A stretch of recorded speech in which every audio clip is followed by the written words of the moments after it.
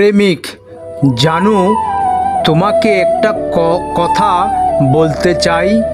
প্রেমিকা, বলো।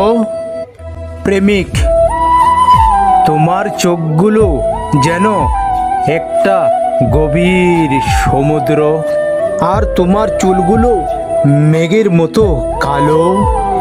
প্রেমিকা, ইস, তুমি এত সুন্দর করে কথা বলতে পারো, আর কি বলতে চাও? প্রেমিক, আর তোমার হাসিটা যেন বিদ্যুতের ঝলকানি। প্রেমিকা, আর কিছু?